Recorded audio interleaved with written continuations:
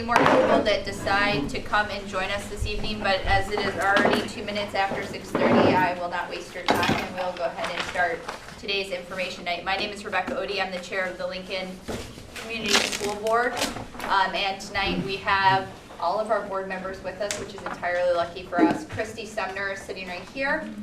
We have Ari Kirschenbaum there in the middle on his computer, Mary Beth Stilwell, and Scott Bernuti. Additionally, we are lucky to have our superintendent with us tonight, Patrick Green. So I don't know if everybody knows him, but you can welcome him and pepper him with questions. Additionally, we were lucky to have a community member on the Act 46 committee from Lincoln, and Mike is here with us tonight as well. So with that being said, there was a PowerPoint presentation that was afforded to us by the Act 46 committee. As usual, and as can be expected up in Lincoln, acquiring the internet seems to be a slight difficulty.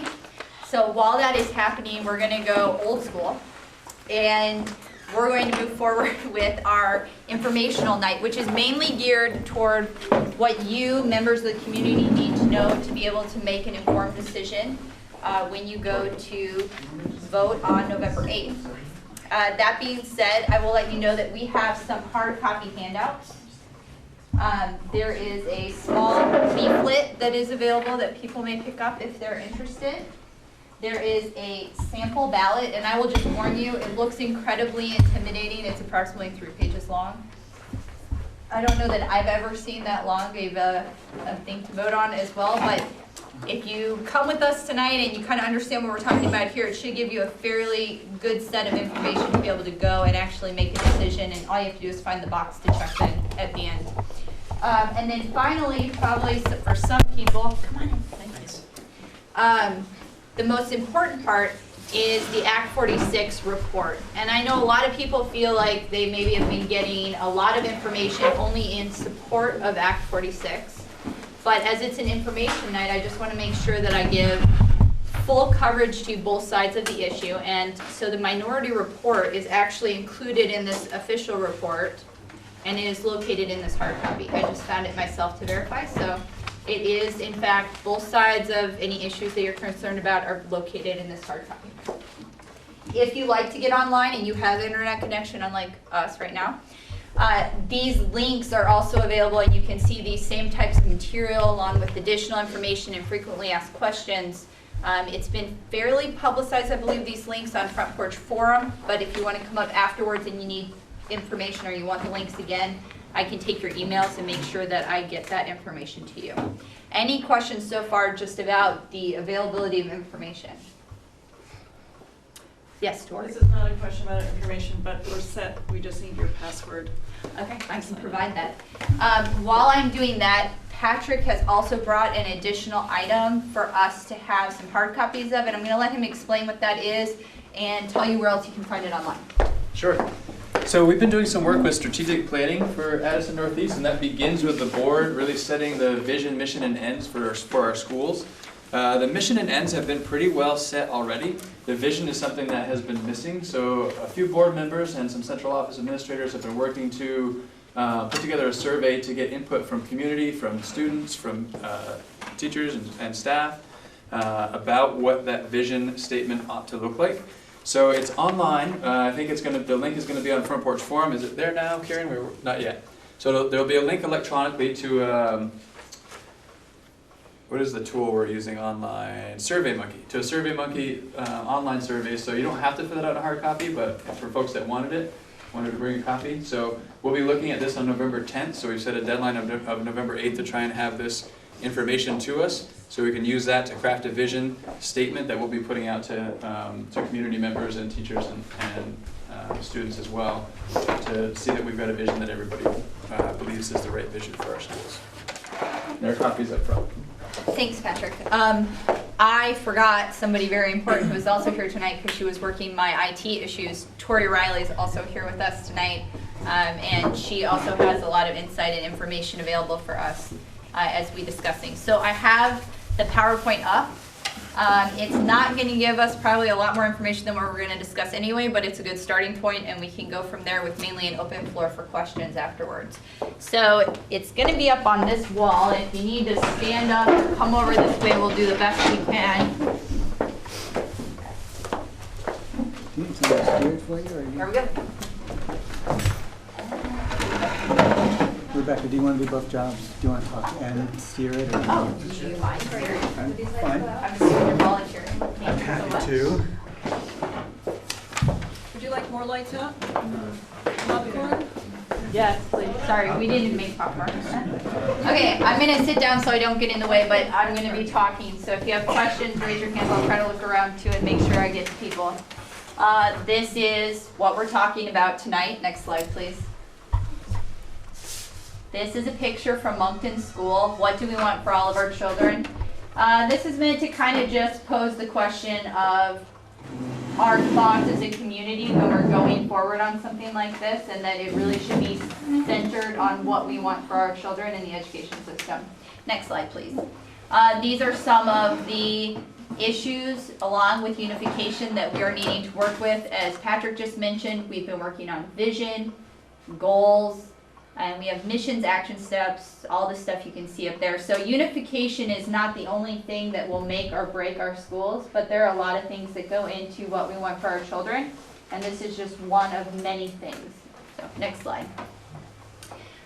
So this is all what the ACT46 committee has ended on after months of hard work and deliberation. This does not mean that this has to be how you feel about it. But the committee found that they believe unification will support our vision as an SU and as a community. And there are some of the reasons why. I'll give you a minute to look at that, and then we can just go to next slide. Okay, how we got there. Is that too fast? Was that too, okay, go back for a second. I've Thanks. read it already.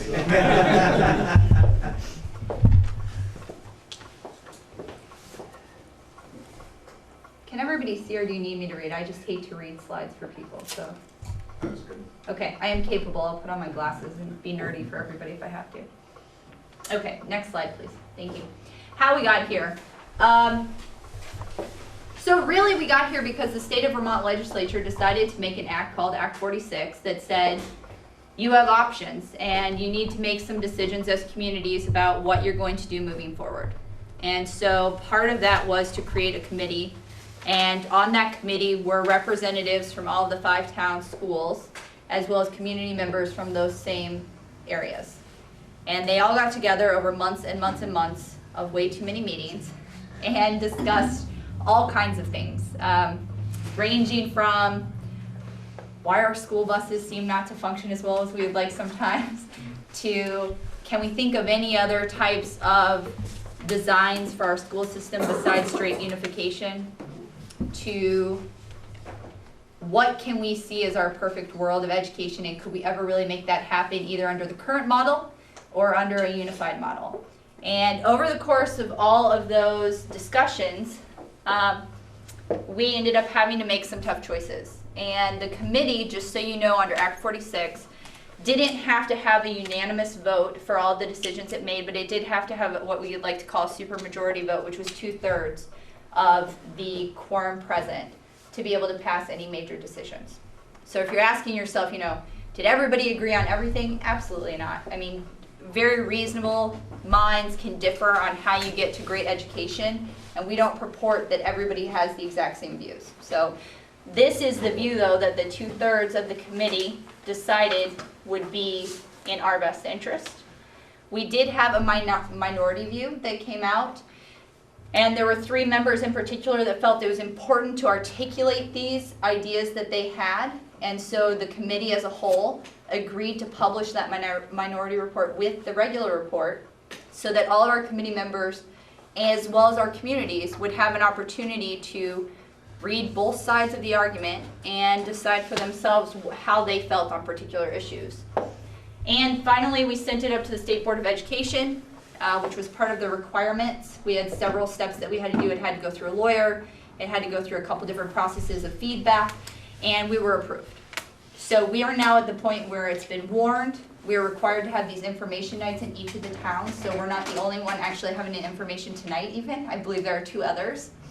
And we're trying to give people as much opportunity as possible to become aware of their choices and the information we have available so that when you are allowed to vote, you can hopefully make the vote that you believe is best for our communities and our children. Yes, sir. So, Rebecca, when you're speaking and you're saying we, what's the we you're representing? Are you the Lincoln School Board or the committee? So I'm actually on both. But when I say we, the committee was made up from all of the town's boards agreeing that we would form that committee. So the committee is representation from all of the town's boards and community members. So I think we can encompass all of those. I will try to be more specific though, if it becomes an issue. And if it seems like it's an issue for you, let me know and I'll try to clarify which we am speaking about. Yes, so that's where we are. So November 8th, we have a vote, and I think it's helpful to know. Oh, you're fine. Come on in, Sally. Come on here, Sally, right here. We had another meeting at the time. Welcome, Sally. Welcome, Sally. I think it's very helpful as a person to know what happens as the result of any outcome of my vote. So I'd like to walk through what the 3 outcomes are in my mind from the vote. And if you have any questions about that, I'm happy to articulate what I feel are our options. The first is if all the towns pass the vote, okay, then the plan that the committee put up to the State Board of Education will go through. And all of our supervisory union will become a unified district. Bam. Kind of game over in terms of that legislation piece. Also, the tax incentives and other things that accompany it will also come into play. If any town or multiple towns do not approve this Act 46 recommendation for unification, it does not go through. It's all or nothing. And that means that we then have 2 avenues that we go down. One is we could have a committee go back and try again. We're not out of time yet technically under the legislation for when we have to make decisions. I believe it's 2019. Patrick, correct me if I'm wrong. That's when it would begin. I think June 30, 2017 is. Okay, sorry. June 30, 2017. This is why, but it would have to go into effect by 2019. So we could either put a committee back in place and make a decision again as a 5-town community to try something new. Either another attempt at unification, some towns have done that, gone back and had additional votes, or some other type of plan for our schools as a whole. If we decide we don't want to have another committee and go through the rigmarole of all of that again, we can choose to do nothing. And that is a very valid option that we are allowed to have. But then what happens is each of the individual 5 towns will be required to, by their boards, send up a recommendation to the state as to why they should remain the same. And then the state will get to decide whether or not they find their reasoning valid and if they will allow them to remain the same, or if the state will decide to do something differently based on its perspective of its goals under Act 46 if it doesn't find that we would meet them by ourselves. And when you Yes, say the please go. same, meaning the same as today? Correct. Thank you. Any other questions? I want everybody to understand how the outcomes work, so if you do have any questions or I was not entirely clear, I've been grappling with this in my head for several months. You guys maybe have not thought about this as often as I have yet. Let me know. Christy. I think what you were talking about is called the alternative structure. This, what the committee came up with, is the preferred structure from the legislature. So Is that correct? you're correct that the preferred structure is the unified theory that we came up with. An alternative structure is not each individual board sending up its own. That's actually the do nothing choice. There were alternative structures. Some of them include, they were specifically designed for particular districts, not ours. We actually used our advisor to help us come up with which structures best suited how our school is geographically and currently situated. Some were for very diverse geographic areas. Some were for, I'm going to say the wrong town, but there's a town where everybody wanted to unify, but one town that was part of the supervisory union, say it? Huntington. Huntington, thank you. And so they had a structure where everybody went together but Huntington, and Huntington stayed by itself, and they proposed that structure up. So those are alternative structures, but thank you, Christy, for clarifying. Anybody else? Yes, sir. I'm going to show my ignorance here, but that's why I'm here. Is it currently that each school has its own school board, and unification means there'll be one school board for the 5 towns? Let me show you some pictures. Next slide, please. I think it will help answer it. We already are talking about this. Next slide, please. Okay, this is how our current governance structure works, but let me walk you through it. So yes to your question, sir. Right now, we have 5 towns, and each of them has a elementary school board. In addition, Mount Abraham has a school board that has representatives from each of the 5 towns that go to Mount Abraham. And to top that off, we also send people that we have elected from our boards at the elementary school level to the supervisory union for the board, the supervisory union board. And then there is an executive board to that. So if that can be any less clear for you. So there are several boards, but all the members come from the 5 town boards that are initially elected by the towns. Next slide, please. Under the unified governance structure, other than looking slightly prettier on a graph, basically does this. It takes one board and has proportional representation, which had to be approved by an attorney as well to make sure we're not violating any constitutional rights of anybody, to go to this board. So it's similar to the structure of the Mount Abraham board right now. So Lincoln will still have representatives to the board, Moncton will still have a certain number of representatives to the board, and they will be elected by each town. But there will be no specific elementary school board for Lincoln all by itself. That will be all up at one board. Additionally, a big item for a lot of people that you didn't specifically ask about, but I feel now would be a good time to tell you about, is how we vote. So Lincoln and Starksboro currently have on the floor we vote at town meeting. Hopefully everybody comes. I do. I like it. It's fun. Under the new model, we will actually vote by Australian ballot. And that just means we go to the polls and actually write on a written ballot as opposed to a oral vote on the floor. Mary Beth. So we'd be voting the way you vote on the Mount A budget now. So when we vote the Lincoln School Board budget at town meeting, but Mount A the next day, that's how you'd be voting for one budget for all 6 schools instead of. Right. Yeah. And the supervisory union. So the supervisory union budget that people feel has no way to vote on right now would be included in the one budget that we all get to vote on at that point. I'm seeing multiple hands, so you, sir. Can you tell me where the proportional representation piece of this came from? Was it ever considered that maybe each elementary school would send 2 people to the board, so it was equal representation? So, I'm not going to be exact on exactly how we walk through it. I'm just curious if it was mandated by the state in any way, or if your committee came up with that? The state does have specific requirements, which is why an attorney has to review it, to make sure that under the Equal Protection Clause of the Constitution that we are equally represented. That does not always mean we have equal numbers, because we don't have equal populations or equal numbers of populations in our elementary schools. So they did some complicated math. It got complicated enough for me that I was pulling out my calculator. And they came up with how many representatives there would be from each town. And there was some wiggle room in different ways that you could determine how to structure the board. But it was not like we could go willy-nilly any which way we wanted. Actually, we found out as a committee there were a lot more rules by the legislature than what we originally thought going in, and a lot less perceived flexibility. We're not sure how much flexibility we will actually have if we send something up to the State Board of Education, unless we actually send it up.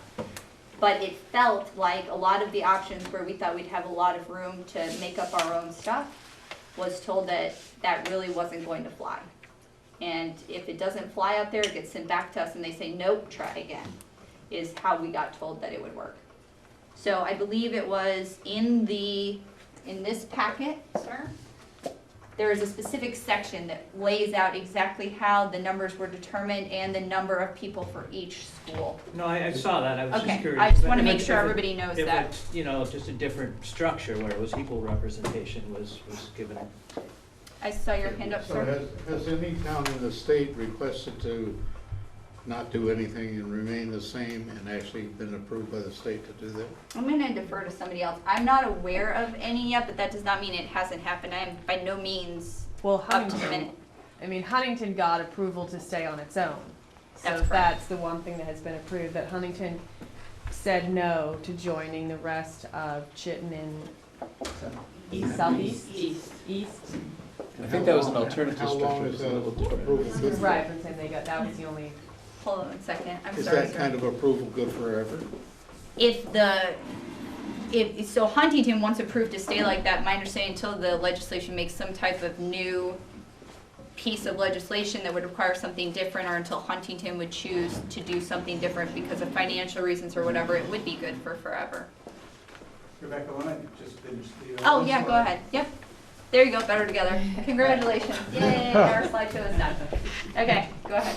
So right now at town meeting, we have a large discussion about the school and the school budget and other things that are happening at the school. If my memory serves me right, we don't have much or any discussion about the Mount Abe budget. That's a separate meeting, that's why. Okay. So I'm wondering what you envision the discussion at town meeting will be if we go to unification.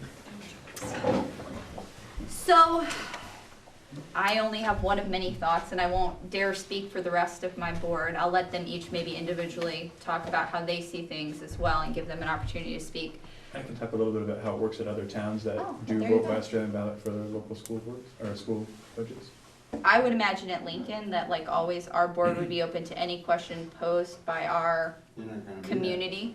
I'm sorry, what? that. You're not gonna be that, you won't have the board. Well, our representatives from the board would be available at town meeting, or at least if I'm one of your representatives, I would come to town meetings. Like I said, I enjoy it. So I would be there anyway. So if people had questions, I also imagine that the board itself would have information nights available to everyone, because the hope is some more transparency than what has been offered up to this point. We've heard a lot of feedback from the community the last few years, and not to totally slide off your subject, but of the SU budget being a problem for people, because they feel like they don't understand what it is, that we have no control over it as a community, and that it's this black box that has really the largest proportion of the budget of the school district in it, for the most part, minus the Mount Abe budget. So when Lincoln is developing our budget, the amount that Torrey actually budgets is a very small percentage, and we make sure to write that in our town meetings all the time. You'll see at the end of my report, it always says like 6% of the total budget was actually in our hands, and the rest was at the SU, and we had the apportioned costs. So this way, if we're all talking about the entire budget and you get to vote on the whole thing, I'm not going to say it's easier to see all the parts, because any financials can get complicated when we're talking about millions of dollars. But it will all be there together so that you can see the SU budget, where the high school budget looks like, what Lincoln looks like, what Moncton looks like, because they still have to be apportioned out so that each school will know how much they're spending on what. But it will all be there for us to vote on, instead of us just voting on this small piece of a bigger whole, if that makes sense. Ari? Can I just say that there's nothing about the Act 46 plan that either necessitates, prohibits, or regulates the discussion of the budget at the town meeting? Yes, thank you, Ari. Sir, So you if I could just follow up yes, for go a ahead. minute, I'm sorry.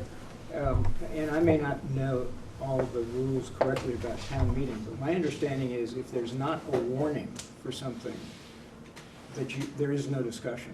Am I right about that? I am not an expert at this. I cannot answer that question, sir, but I know that it will be warned, because it will have to be warned for the budget. Who's saying they have an answer? Am I missing I it? think Mike? the awkward thing is that one could conceptualize warning an article at town meeting, but then you would need the unified board to be there to discuss it. So if there was going to be a meeting to discuss the $25 million unified budget, one wouldn't imagine that would be at any individual town meeting, it would be a separate meeting. I just can't conceptualize it happening. So if I just make it, To Yeah. talk about, sorry, go I ahead. just want to make sure we get back to Patrick, who Yeah. said he could talk to that issue at Well, all. so it's interesting. So right now, the Mount A budget, there's a separate meeting where they talk about the budget for Mount Abe, and people have an opportunity to go and speak to it and ask questions and have that dialogue.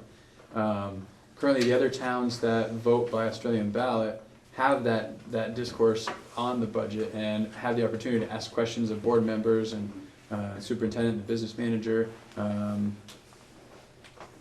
since they sometimes happen on the same night, there's some jostling of who's there available to answer questions. But the discourse of the particulars of the budget happens, and then in the following day, typically, the vote by Australian ballot happens.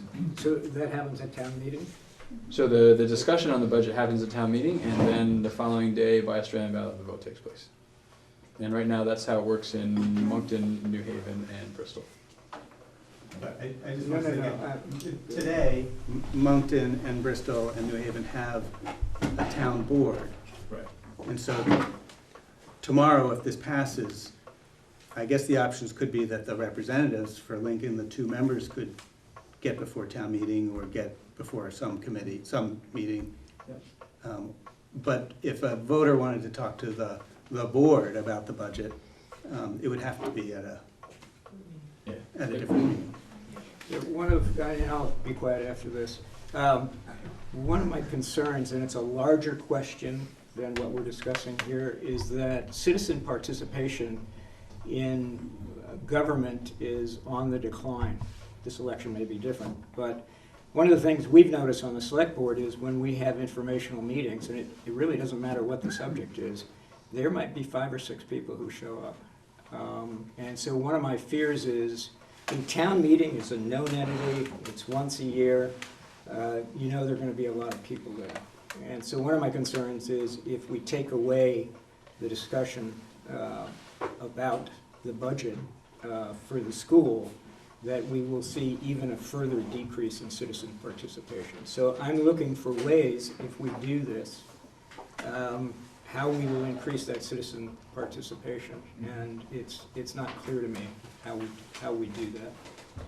Okay, I saw lots of other hands. Was there somebody over there too, or can I go to Sally? Okay, Sally's okay. Just another point about the discussion and ballot and voting is that the definition of an Australian ballot is that a ballot is printed ahead of time and people can vote early on it. So when a ballot is printed ahead of time, we have a deadline, and don't quote me on this, but it's about 30 days ahead of time that you need to have those ballots printed, ready, and out, and they're walking out the door. As soon as they're available, we start sending them. So one of my things that happens with the Mount A budget is that we have a meeting, but that meeting is after the ballots have been printed. So the meeting is just to talk about how you might vote yes or no the next day, but there's no opportunity at that point to sway the board and say, you know what, I think you're spending too much on this, or I'd really like to see you focus more on that. And so the Australian ballot is sort of, it's already done, it's printed when you have those meetings. So in order for a meeting to be more town meeting-like, where you actually have to present, here's what we've got, and this is what we're focused on, and this is how we're spending our money, you'd have to do that well in advance of when people are actually thinking about voting. So those are all good points, and I think it's something to think about whether or not it passes, how we like to have our town meetings, and when maybe our information come out to the people that are going to be voting on things, and when it's most helpful, because regardless, if that's a great point, Sally, and I never thought about it that way, and if it would be more helpful to do that, I don't think that our board would be opposed to more people coming out when we say, hey, we're getting into budget time, we'd love to see people at our meetings, and like you said, nobody almost shows up, and we understand people are busy, but that's the time where input would help us, because at the last minute, even if we're doing it at town meeting day, I can guarantee you, as a board member who's invested a lot of time into thinking about this, my goal is not for the night of town meeting to have substantial action taken on it unless we're requesting it for some reason. Because we've done long and hard work and careful thinking about it, and we've only maybe had an hour or two to discuss it at town meeting and try to get everybody up to the same speed that we are after months of careful thought.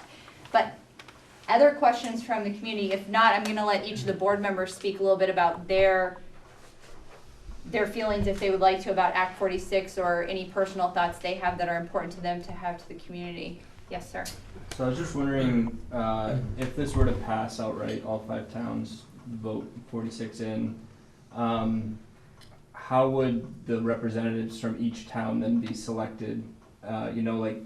Would board members just be assigned right away, or would there be a vote? That's a great question. We actually put it on the Front Porch Forum, and we also went around and I personally tried to hand out empty, what do you call those? The petitions, thank you, for people to sign up to run. So right now, I'm aware of 2 people who have actually put in their petitions to run, because it was required to have your petitions in several weeks ago, because with the act, for some reason, they want us to elect the members before we even know whether or not we've actually agreed to unification. No sense, okay? I didn't say I was a big fan of the legislation or that it made sense everywhere, but that was the requirement. So every town will still be voting on its members.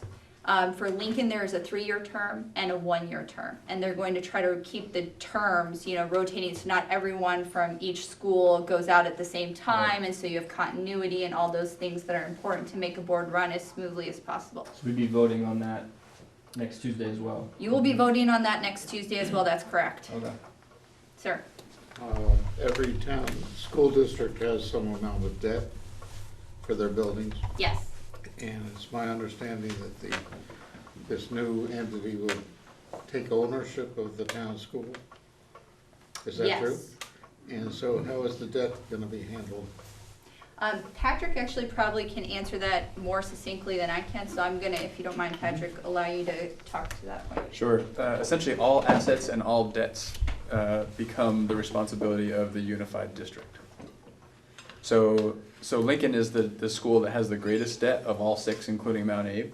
So the debt that Lincoln carries now for the renovation project becomes the responsibility of all 5 towns. So how is that fair to the other towns? So. They're asking the same question. I'm happy that it's not Change is messy, unfortunately, and I don't know that I've ever seen a system that equates fair with being equal, if that makes sense. It took me a long time as an adult to understand that. I have a brother. I always thought it meant I had to be exactly equal with him on everything. But I think the goal is hopefully that we want to, in a perfect world, I'm not saying it will be easier, that this magically makes it happen, but we would like to see consistency between all of our elementary schools, in that we get them to a point where we're very happy with the education our children, or are already happy with the education our children are receiving, and we optimize it. And that we use the strengths from each individual town to help give those resources, if we have some special thing that we do, to the other towns and learn from other people's mistakes. Not so that we are identical or that we are cookie cutter, but so that we are facilitating the idea that we can learn from each other and maybe become more than just the sum of our parts. With that means that there will definitely be some things that just are not entirely equal or necessarily even fair. But all of our kids end up going to Mount Abe. And hopefully by allowing them to have a very similar education to get there, it will make it easier for Mount Abe teachers to be able to start at the same level for all of them, and to hopefully encourage Mount Abe to start at an even higher level teaching its students than it does now, and really get our sense of community. I mean, community is a big word, and we think of it as Lincoln as a community, Moncton as a community. But once our kids hit 7th grade, our community is really Mount Abe, which is all 5 of our towns. And so in my mind, personally, it does not hurt my feelings to start thinking about the other kids in the other towns a little earlier than I'm already going to think about them in a few years when my kids go to Mount Abe. So that's how I look at it, sir. Another piece I'll add to just for the piece about being fair. So I think the thinking is, at some point, one of those other buildings is going to need some work as well. And so when the time comes for those buildings to need to have work done, that work is also the responsibility of the 5 towns. But if bonding for building projects is a very technically technical requirements in state statute for how you do it.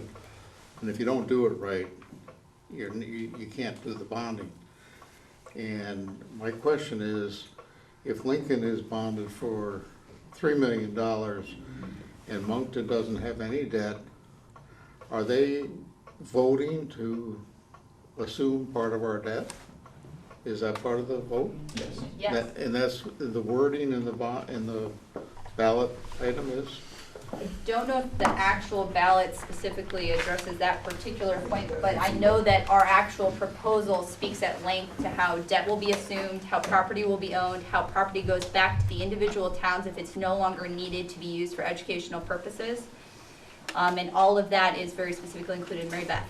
I just have a question that just made me think of something. So now when a school needs a bond, the town votes on whether or not we will do that. So if, say, Moncton needs to be renovated, would all 5 towns have to vote to pass that bond? I believe so. Thank you. Sir. Was one of the main reasons why Act 46 was put forward was to reduce school taxes? I can't speak to the intent of the legislature. I really can't, sir. I'm sorry. I will tell you that I don't believe we will have any significant financial savings in our particular district, especially immediately or over the long term. I don't think we're going to see hundreds of thousands of dollars magically just all of a sudden become available. We've done a lot of consolidation as a supervisory union already, and we've seen some benefits here and there. But I am by no means suggesting that Act 46 in our community is saying that there will be large financial savings that we can identify right now. There are some, we've seen some, but not And substantial. that answer applies to regardless of whether it's a yes or no vote? Yes, our supervisory union has already done significant consolidation in a variety of areas. So if we don't vote yes on unification, those items still stand. We've already done those items. That would be like special education, transportation, food service. Some of them were specifically required by the state. Some of them were things that we did out of a variety of reasons at the time. I hope that answers your question, sir. Yeah. Mary Beth? I was just going to say that if it does pass, yes, you will see a little more savings than you see right now. There's $143,000 they're saying will be saved, and that equates, and tax benefits that are about $100 and something that you will see. So there will be a little bit that you will see if it passes versus if it doesn't, but not significant. And that would decrease over, It's staggered. Yes, over Yes. exactly. coming forward. And we're getting less and less. Okay, I Over see a 4 years. hand that was But- over here significantly, and then Ari, is that to answer that question? Yes, Oh, I so just think that it's Ari really, and then you, sir. I think that it's really important to have the exact dollars Please, per, go ahead. And that has that, don't you? what's that? Do you have it? Well, a couple of things, just to answer Bill's question. The capital debt in Article 6 said the new SD will, or the supervisory district shall assume all the capital debt from all forming entities. We're not the only ones with debt, as you know, as you might be aware. Robinson and Moncton both have debt, and I think that with Moncton, we're looking at about 300,000. And then with Robinson, we're looking at about 715,000. So just to put that all in relative terms.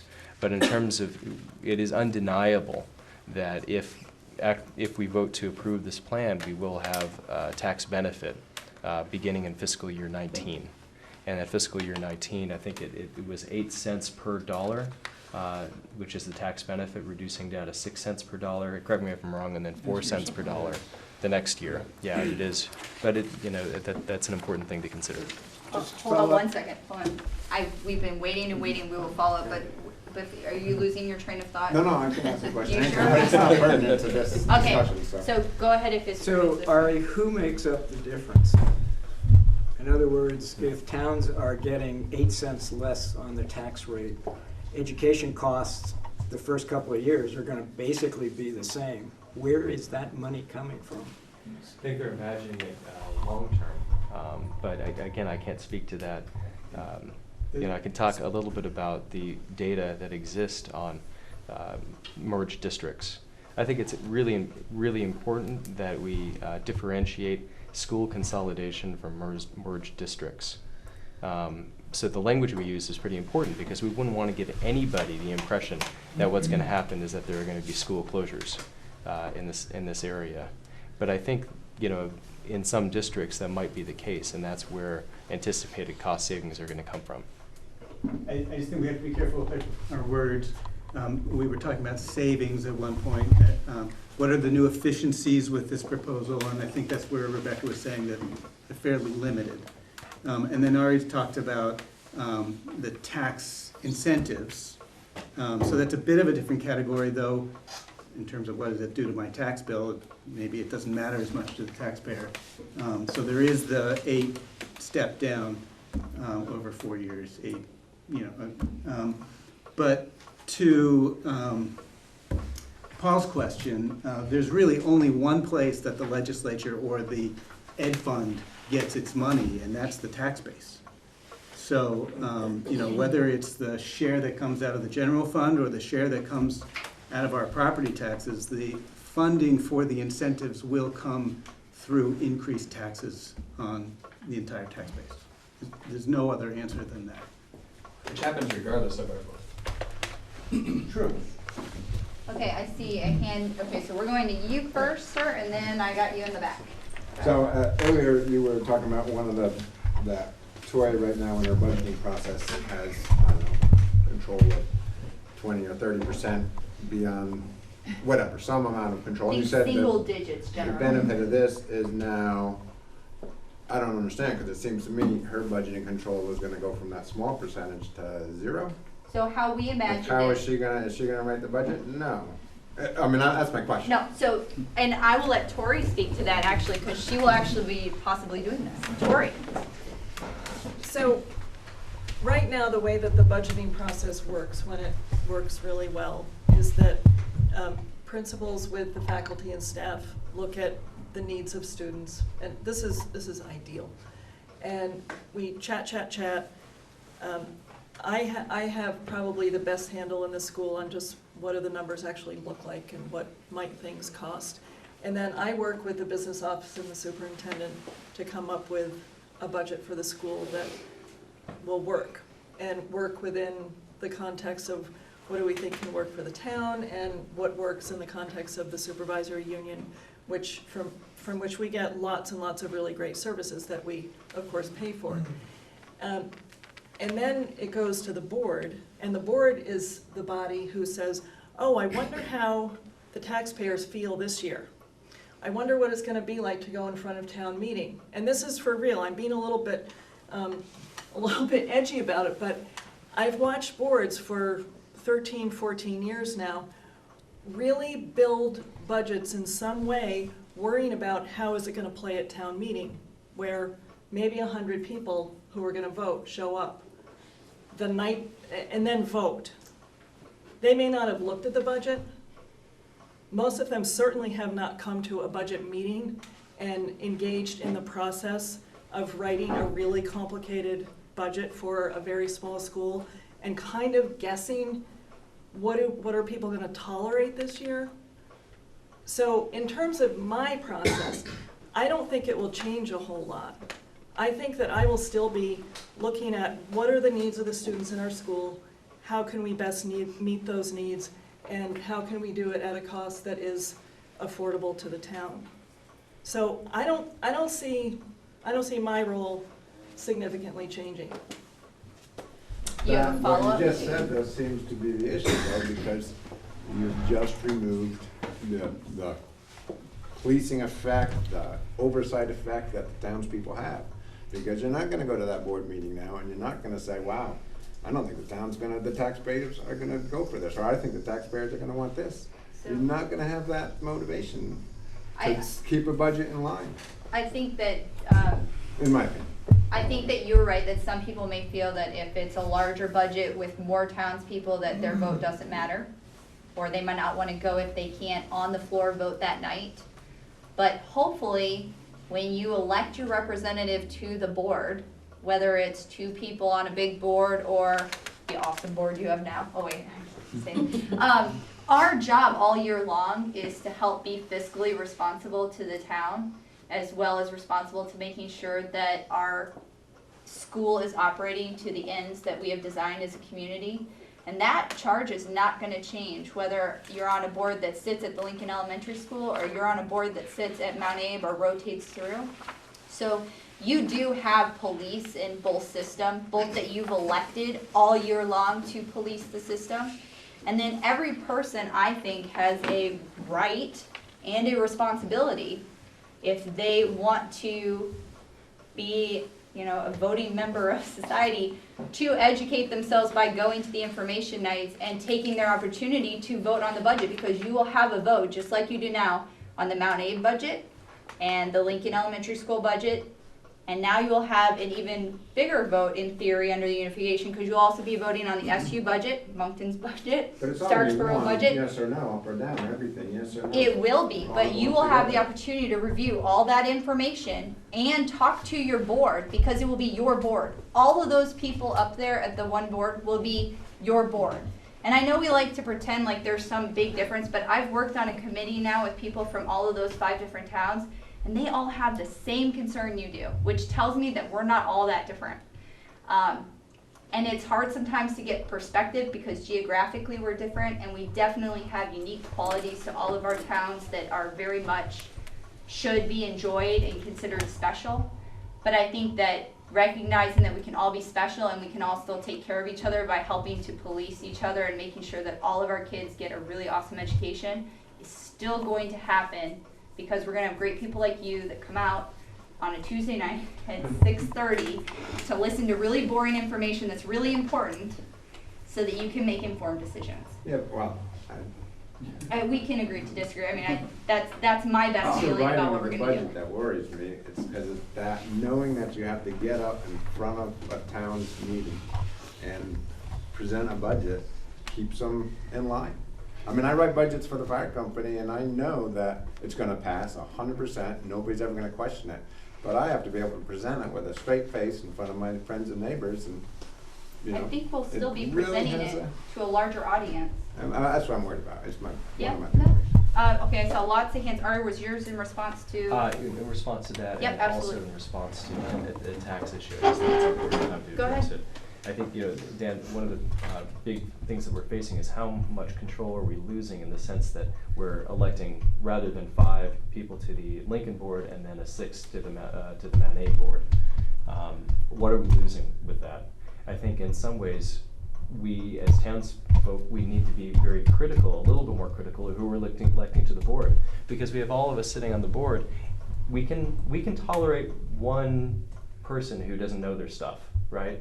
Because we're bigger, but you can't tolerate that when you only have 2 people that are representing the town.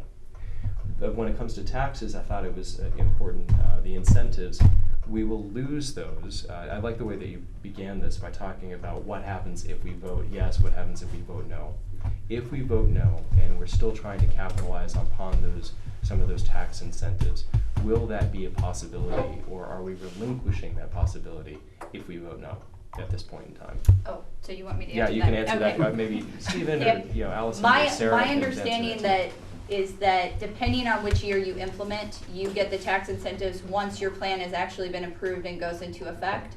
So if you approve it in the first year, you get the 8, 6, 4, 2, whatever, off into nothingness. And if you approve the second or third year out, you lose the benefit of the 8 cents off. You only get the 6, 4, 2, and then if you keep it on. So in theory, would we still have any type of tax incentive? Possibly, depending on when we implemented it. There's also a possibility we'd miss it. Now, will it make you rich? That's always what I like to know when they tell me I have an awesome tax incentive. The answer is no.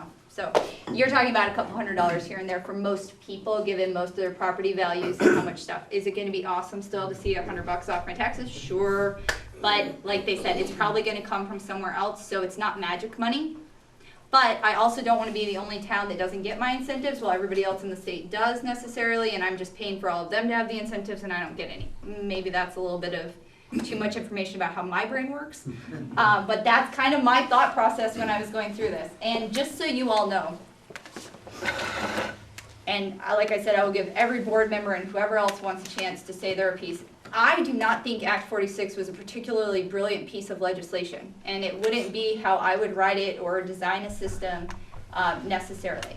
But given that that is where we are, and after lots of time on the Act 46 committee and thinking about my options both as a board member and as a mother who has kids in our education system, personally, I don't believe that the world is going to end regardless of which way we vote.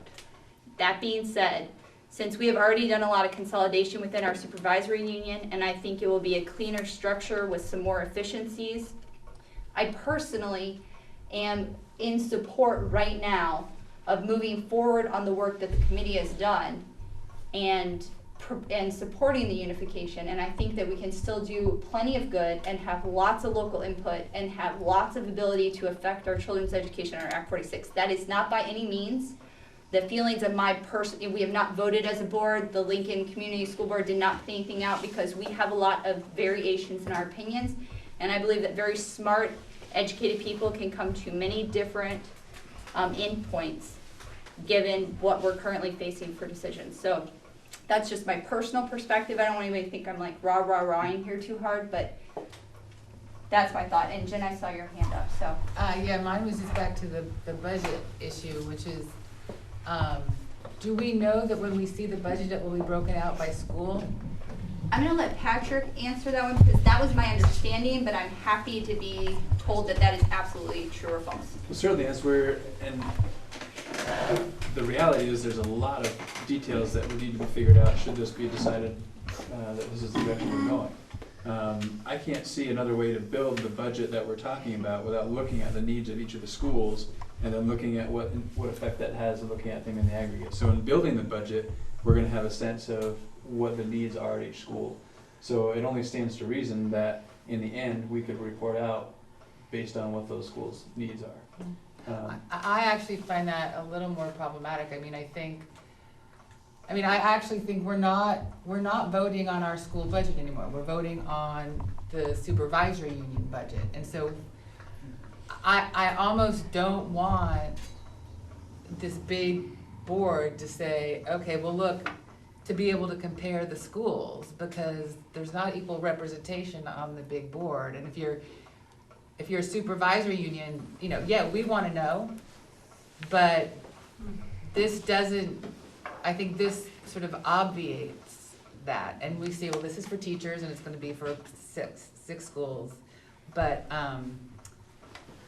I don't want the people on that represent Moncton looking at the Lincoln budget and say, oh, well, we don't like what Lincoln has. I'm just sort of playing devil's advocate here, but I don't think we are going to know what our school budget is anymore. We're looking at the big picture, and our representatives who sit on this board are interested in all 5 towns, not just Lincoln. But I think what's important so one of probably the most significant goal of Act 46 is equity across schools. And to some degree, money spent on schools translates into certain degrees of equity. So I think it's important to recognize, are we spending $20,000 per student in this one school in our SU and $10,000 per student in the other? That would raise some equity questions that I think There the may board be would a need to take need a on look any at. different year Right, so, for that to exist. Yep. So, yep, equity and equality are different things, but it's one piece that would need to be looked at. And that's the perspective of that full board, is to see what's happening across all schools. I was just responding to us knowing really what our school budget is. Okay. Do you ever get to Michael? Hold on, did I miss somebody? Yell at me if I missed you. Oh. Did I miss you, sir? Yeah, I was sort of answered, but I have another one. Go ahead. You earned it. I'm so sorry. 2 things. One, my name is Michael Addison.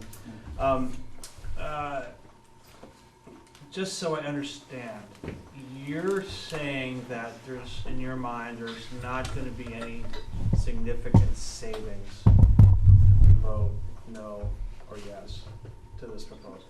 Is that what I'm understanding?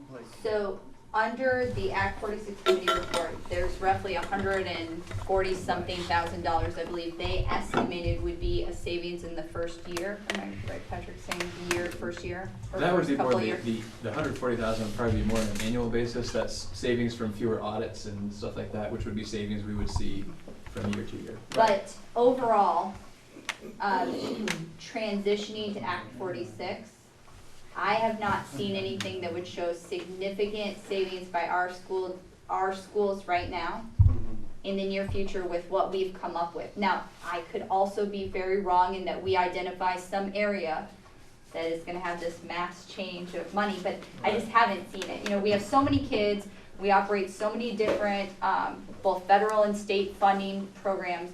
We have so many things that we have to do, sped, transportation, food, all those things. It's not magically gonna go away that all of a sudden sped is gonna get paid for by somebody else. So I just don't see, unless we're ditching a bunch of employees or we're ditching a bunch of schools where this massive amount of savings is gonna come. Now, some places, like Patrick had said, or maybe it was Ari, I don't know anymore.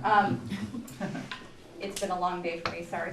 But they are looking at possibly closing schools. That's not what our SU is considering. We have no, even the Act 46 committee, no intention of closing any of our schools or significant changes in the number of teachers or staff that we currently employ. Doesn't mean there might not be some minor tweaks here and there, but that's not our goal. So normally it's people that are about 80% of our budget for the entire SU as well as all of our individual schools.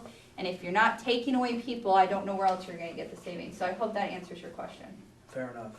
The second question I have is, maybe it's a little hypothetical, but here's a scenario. Let's say you had a staff member at the Lincoln Community School who has gone off and done master's work for 3 years in, I don't know, let's say mathematics or something. And Very hypothetical. this is a result of a conversation I had at dinner tonight. And this person comes back with, with all of this, burdened with all of this knowledge about mathematical pedagogy and maybe is aware of some, holes or whatever in how math is taught at LCS. Mm-hmm. Currently, the way those holes could be filled or the way the pedagogy might be changed is done a certain way. The question is, how or will that change at all if the administrative structure changes to a district level? In other words, does something like that need to happen more from a top-down than what might be more of a grassroots school level initiative? I'm glad you asked the question. Yeah, well, I think it brings up an important point that a lot of people have concerns about, and I'm not sure that we came up with the right answer to address it, but maybe this will answer. And I hope that person is teaching my children, by the way, if she can identify all these awesome holes and things. Just saying. Like I said, hypothetical. Obviously hypothetical. I wouldn't know anybody like that. Anyway, to answer your question, we did come up with the idea of how do we handle local issues that come up in a school and bring it up to a bigger board and really have people still be involved to make our schools awesome and to give feedback on how our schools are doing. And one of those things we came up with as a committee for Act 46, see I'm identifying our we's a little bit better here, was the idea almost of a glorified super PTA, if you will. I don't remember what we called it in the report, but it would be a local group that does not have voting power on the unified board, but it is basically like in an advisory group from the school. And it could be made up of community members, educators. There was really no limit to who could be involved in this. And they would be responsible for keeping, if you will, the temperature of the school and how everybody's feeling and get input from teachers or members of the community who have awesome ideas or who have noticed things about areas that we could improve upon. And we could then take that from this super PTA, if you will, and give that feedback up to the members who are on the unified board. And that, I believe, would be one avenue you could use to address things like this. Another, what you're talking about, I think is going to be something that we might need to address regardless of whether or not we become unified or not. If a teacher gets a specialized degree and does not feel like they have avenues to address serious gaps that they find in the way that they're able to make something work, we need to have streamlined ways for that information to go up and to come back down, because that's how we make changes that are gonna benefit everybody. And if that doesn't currently happen, I think luckily we have a very progressive, informed superintendent now who's open to hear those ideas and to see what we can do to create policies if necessary to make sure that those avenues are open. But it sounds to me like that would be a top-down initiative. So I think, Patrick Is that has a wonderful idea. That's what it sounds like.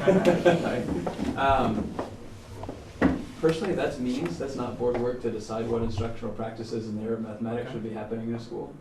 That's for the educational leaders to be having those conversations. That would include teachers in that conversation. I happen to be a big fan of great ideas on things that impact kids. So if somebody has done some extensive training and they have an idea about what they can do to improve outcomes for kids, the opportunity that I think presents itself a little differently under a unified structure would be, so if that one teacher at Lincoln Community School has a great idea on how to impact mathematics for kids in Lincoln Community School, that idea might make sense for kids in Robinson and Moncton and very much so. I think ideas individuals have, and for there to be an avenue for those ideas to be shared and supported. I think about action research, like that's so many of the best things we've done because we've tried them and we found they've been successful, and then we've worked to try and replicate them. The replicating part is challenging in our current governance structure. I think the replicating could be easier with a more streamlined governance structure. So for me, the possibilities are even greater for something like that to happen at a grassroots and grow beyond just a school, but throughout the SU. That's my take. I don't know. I'm curious to hear Tori's thinking on it too. Hypothetically. I agree. Tori. Okay. Mary Beth had her hand up, and then I'm going back over to you. Did you have your hand up still, Mary Beth? I did, just to go backwards again. I went on and looked, and so the tax incentive question that people keep asking, that so it starts at, as everyone said, 10, 8, 6, but if a school does it after July 1st, 2017, but before July 1st of 2019, they still do get the tax incentives. It's just the first year starts at 8, and there's only 4 years in tax incentives as opposed to starting at 10 and getting 5 years. And I'm sure you all can do the math, so I won't do it, but it does give you, what's that? We're not eligible for the 10. Yes, we're not. No, I know, and I'm just saying though, so if it's after July 2000, someone asked if it happens now or doesn't happen or happens later, would the incentives change? And I was just saying that they are still there. We get the 8642. Right. If we vote before July 1st, 2017. Well, and here or it's saying if we become vote operational. after July 1st, 17, but before 2019, you still get the 8, according to Is it vote or become operational? Become, I'm saying. So that's different. Right. You have to have your vote before July 1st, 2017, but you can become you don't necessarily have to become operational on July 1st. Actually, you would. Yeah. So here it's saying kind if of you vote, but so what's the Because that's difference FY19 here. if how would one become between the 17th and the 19th? When would you have to vote? For here it's saying if you become between the 17th, after the 17th but before the 19th, you're still eligible. But the vote would still have to happen now. Did I mention this is a little confusing sometimes? And we've had months. Allison was also on the committee and a very integral part in providing a lot of help and assistance, making sure the committee finished its goal of actually having something to propose up to the state. So, she did a lot of work on this. Mary Beth and all of our board members have done a lot of thinking and helping to give both support to the committee and to myself being on the committee.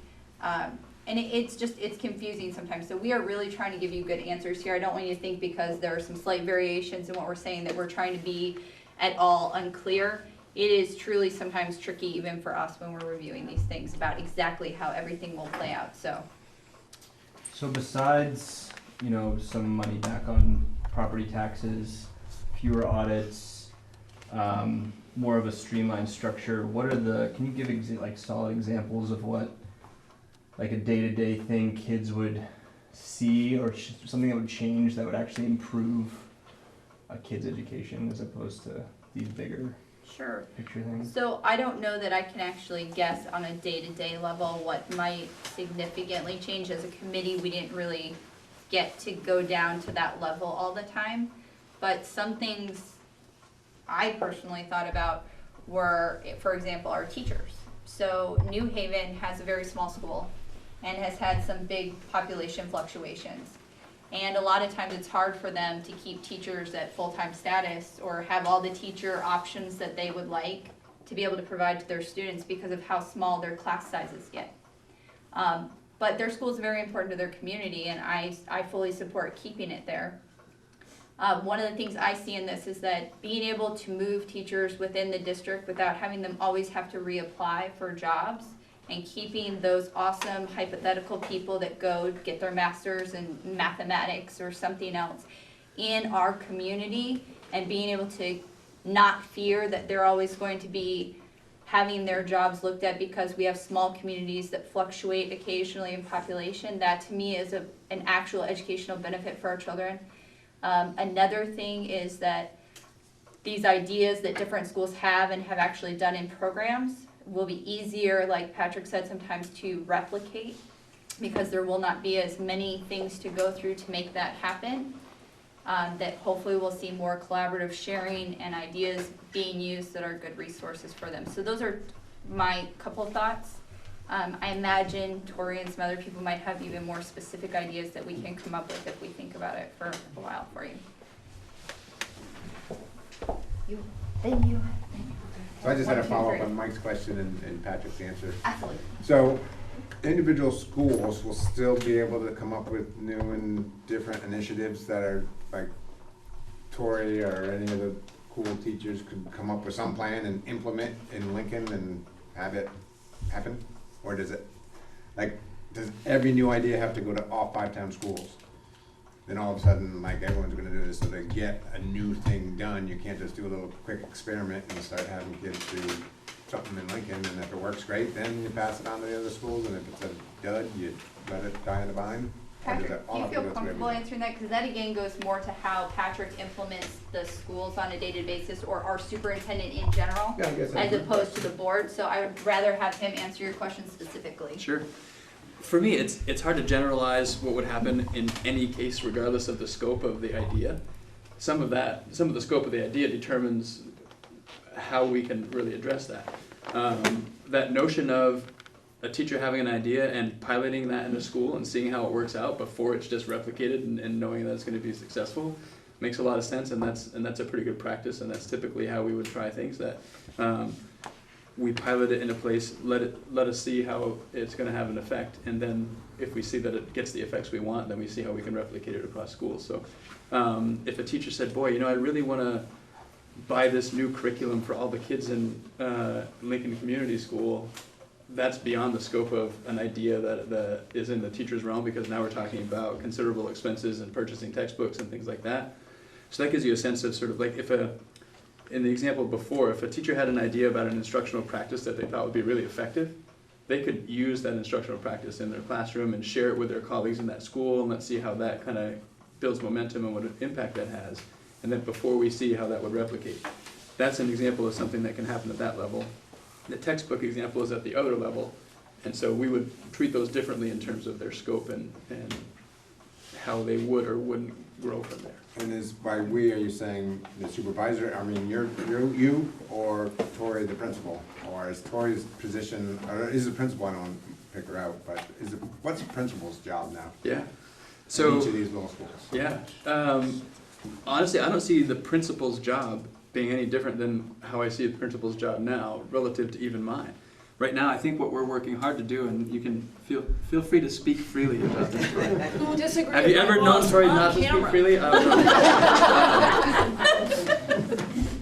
You can use hypothetically. Yeah.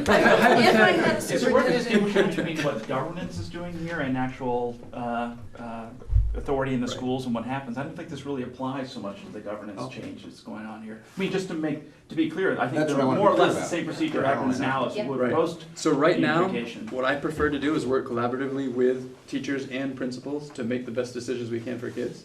In a new governance structure, I would continue to work collaboratively with teachers and principals to make the best decision for kids the ability to actually do that in all of our schools would be much easier, because I don't have to go to the Lincoln board and make sure that they agree that this is a good idea, and hope that Starksboro and Moncton and Robinson and Beaman and Mount Abe all agree that this is a good idea, and then we all can do that. That's sort of the process now, to have something happen across the SU, Well, when it comes depending on from the the scope of SU, it. not when it Patrick comes means from he the doesn't have to go to that principals. many meetings. He'll still have to go to all those towns, but in one meeting.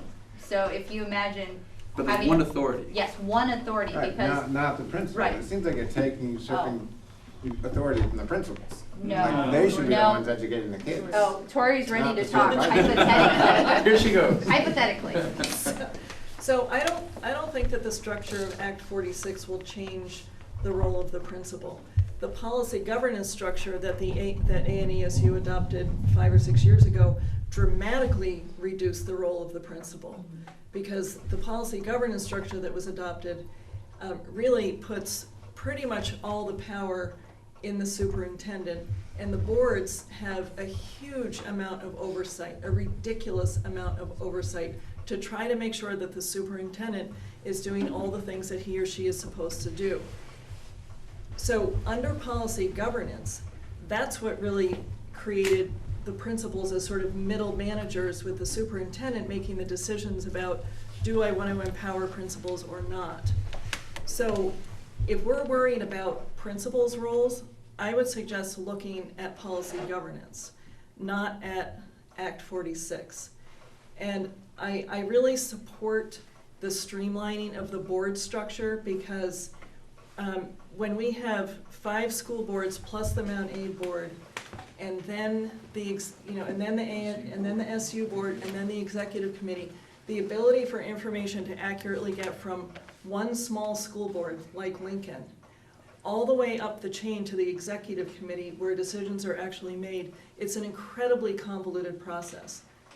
And I actually think that a lot of the issues that we had with the previous superintendent happened because the communication chain was so clogged. And the Lincoln board had concerns very early on, and it was an incredibly difficult process to actually get information from the Lincoln board to where any action could actually be taken.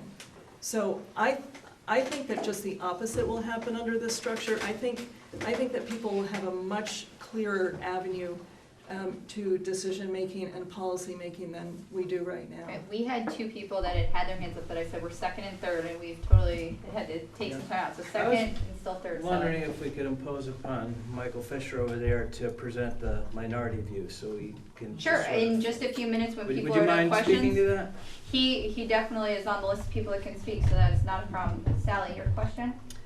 I had 3 questions and we've talked around them, so I'm not sure I've gotten answers, so I'm gonna just jump back to things that we've already talked about, but we haven't quite touched on what I'm concerned about.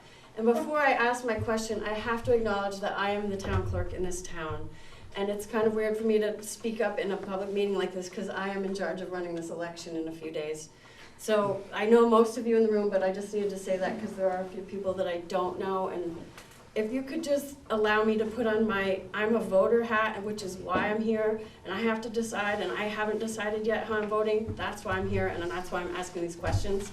So just give me neutrality right now, because I'm trying to be We're there. gonna call you Jane Doe. Okay. Jane Doe is speaking now. But hypothetically, I just need to know Okay. the answers to You're these fine, questions. Sally. Go ahead, I mean So, Jane. yeah, Jane, all right, so, I think of all of the 6 schools that we're discussing right now, and they're all very unique, and I love each school for what's so cool about it. Like, I just love Lincoln probably more because it's my school, but I hear about a standardized curriculum, that this is gonna kind of send us to something standardized, and I really worry that we're gonna lose the things that make us cool, including the inputs from the Friends of LCS and the enrichment that happens in each school.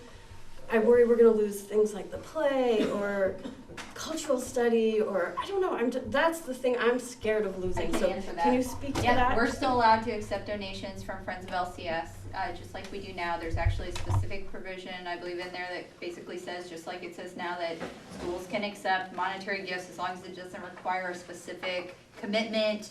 By accepting those gifts for like long-term, we basically we can receive gifts, but we can't do stuff for them unless the whole board agrees to it. But that's the long and short of it. So I love that my kids get to go cross-country skiing 3 times a year.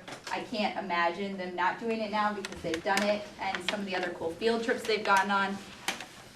I don't think the intent of the Act 46 committee here in this area, I cannot speak for all of them across the state, is to make us identical at all. And in terms of education, we already use a lot of reach back at the SU level to help our teachers come up with curriculum and get curriculum support and other things to help facilitate them just doing a better job for everybody and having a lot of resources available to them, or at least that's the intent.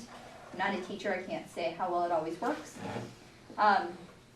But so I think we also have a Common Core issue nationwide.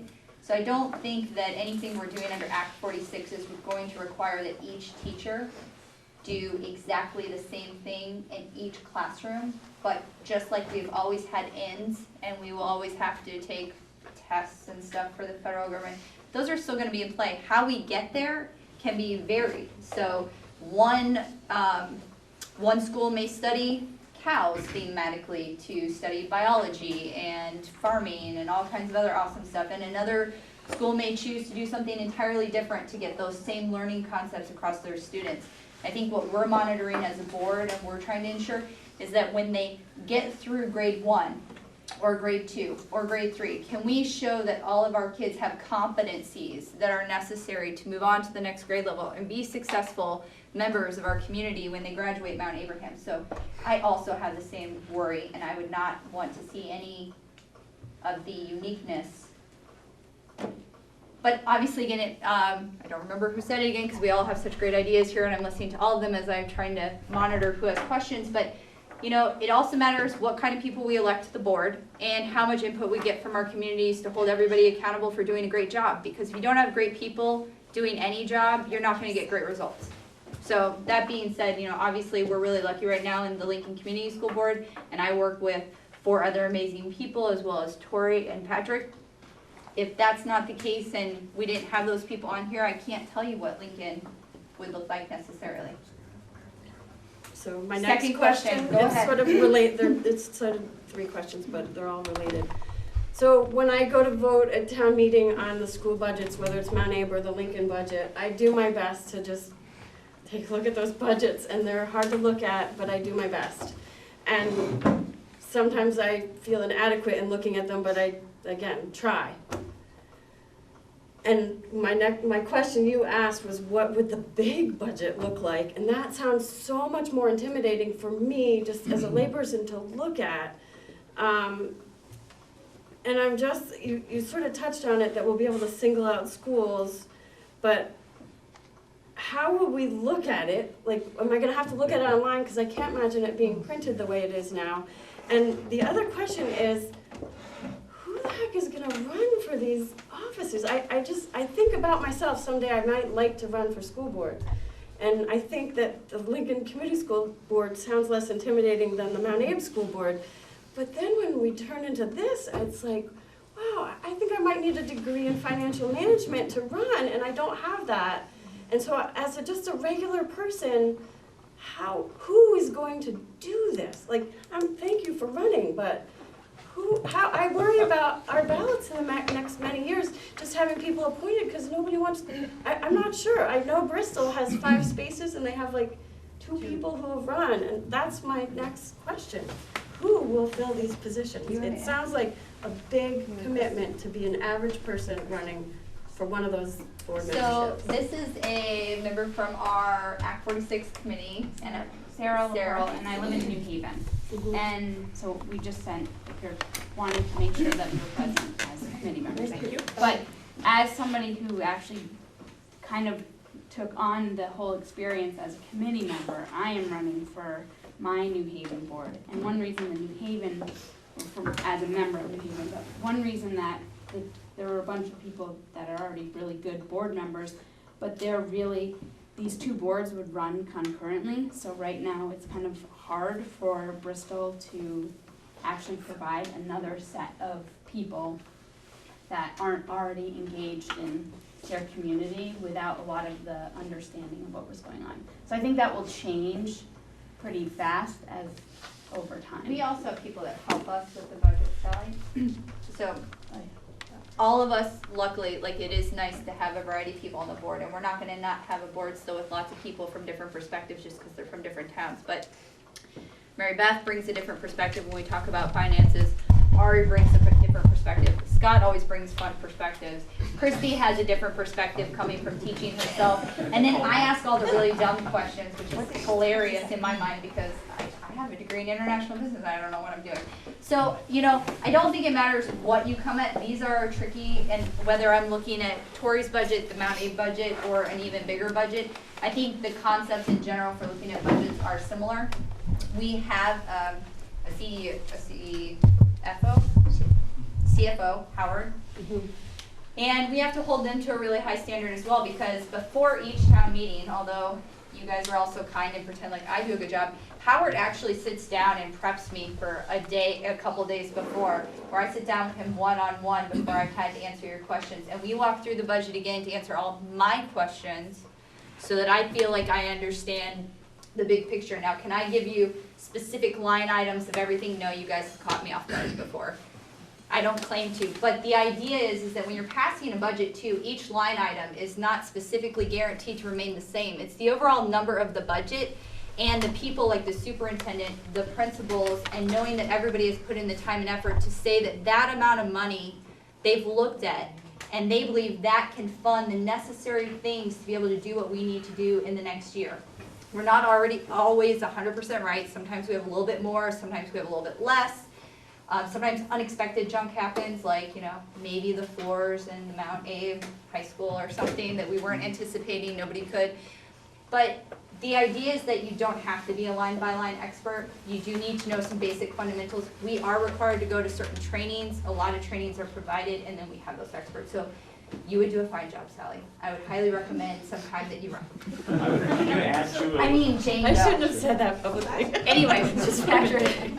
And if somebody else had their hands raised, I did not see hands, so hold on, let me see. Okay, Patrick, can you hold your thought just because they have, okay, go This is ahead, sort of ma'am. attached to Sally's, and I know that you said, like, maybe the idea of having maybe a PTA or whatever, a super Yep. one. So at Mount A right now, we don't even have a regular PTA, Yeah. so that concerns me. And following up Sally's question, so if I'm a board member from Lincoln, I'm hopefully going to Lincoln School and getting to know that school really well. So now if I'm a board member for this, the Act 46 one, then I need to go to all the schools and learn them really well.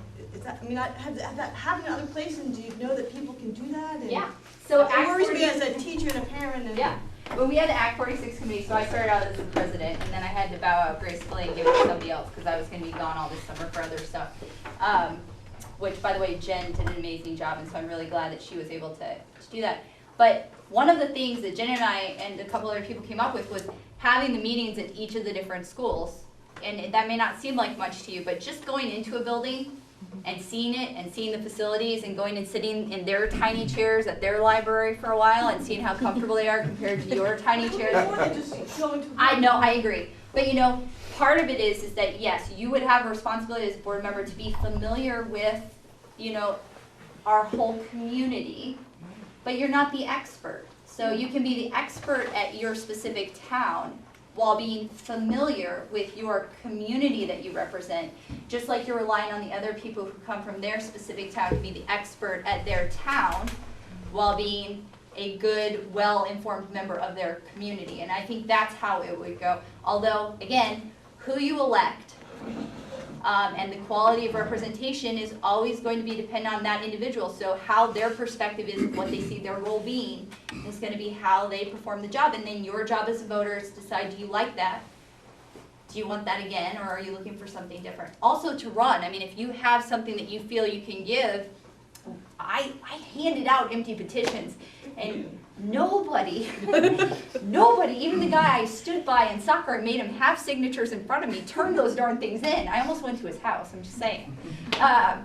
Well, just because I think it's important to have some competition in votes so people have choice. Right. But it is intimidating, but hopefully with time and people seeing what it is, we can have those great people step forward and say, I'll take a chance. Now I saw another hand.